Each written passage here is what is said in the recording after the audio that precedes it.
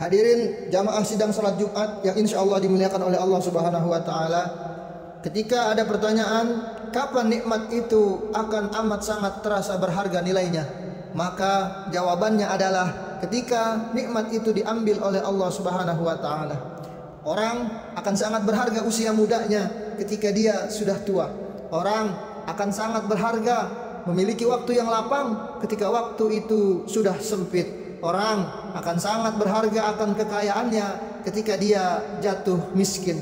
Orang akan sangat berharga akan nikmat sehat ketika dia sudah sakit. Kapan manusia dapat menghargai nikmat hidup? Yaitu ketika nikmat hidup itu diambil oleh Allah Subhanahu wa Ta'ala.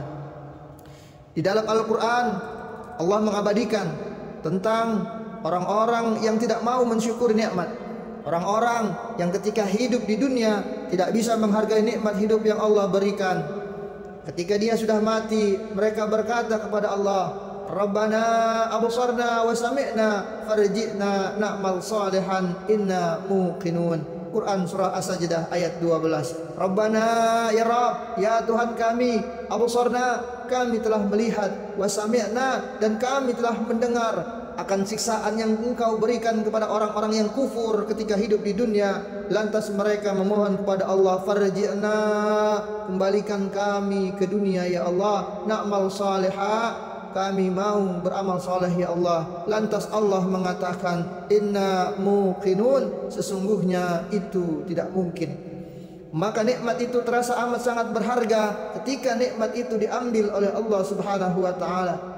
Maka orang-orang yang hari ini memiliki harta kekayaan, dia tahu kapan itu terasa amat sangat berharga nilainya, ketika harta kekayaan itu ternyata tidak lagi dapat menolong.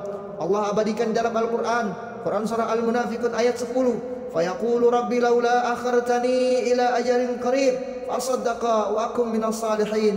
Ya Allah, andaikan kematian ini bisa kau tunda sebentar saja, bisa kau tunda sesaat saja, fasaddaqa, aku mau bersedekah ya Allah.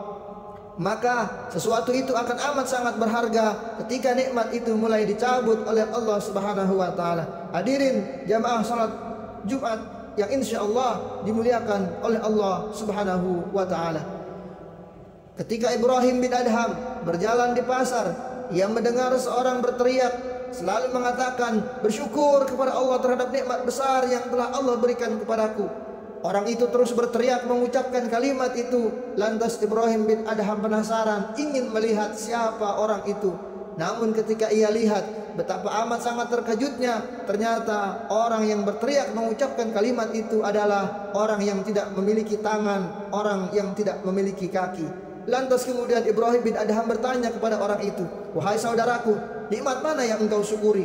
Kulihat engkau tidak memiliki tangan, kulihat engkau tidak memiliki kaki. Lantas nikmat Allah yang manakah yang diberikan kepadamu yang engkau syukuri? Lalu kemudian orang itu pun menjawab, memang aku tidak memiliki tangan, memang aku tidak memiliki kaki, tapi Allah anugerahkan kepadaku qalbun syakirun wa lisanan dzakiran. Allah berikan kepadaku hati yang senantiasa bersyukur dan lisan yang senantiasa berzikir kepada Allah Subhanahu wa Ta'ala. Adakah nikmat yang lebih besar dari hati yang senantiasa bersyukur dan lisan yang senantiasa berzikir kepada Allah Subhanahu wa Ta'ala? Hadirin jamaah sidang salat Jumat yang dimuliakan oleh Allah Subhanahu wa Ta'ala.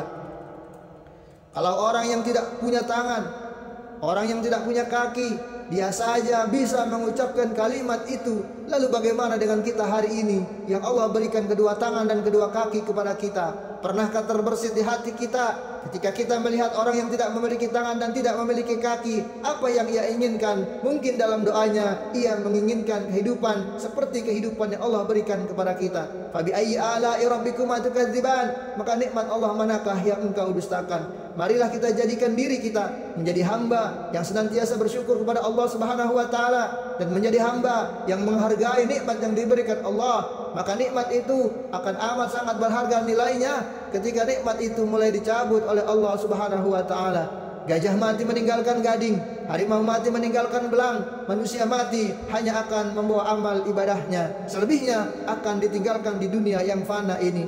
Suatu ketika nanti, mau tidak mau, siap atau tidak siap, suka atau tidak suka, kita akan hijrah menuju alam yang berikutnya, yaitu alam kubur. Di mana ketika 7 langkah orang meninggalkan kubur kita, datanglah malaikat munkar dan nakir akan menanyakan 5 pertanyaan kepada kita. Man rabbuka, siapa Tuhanmu? Man nabiyuka, siapa nabimu? Ma kitabuka, apa kitabmu? Ma kiblatuka, di mana kiblatmu? Man ikhwanuka, siapa saudaramu? Ternyata kunci jawaban kelima pertanyaan itu adalah ada dalam ibadah salat kita. Segala sesuatu ada penghulunya.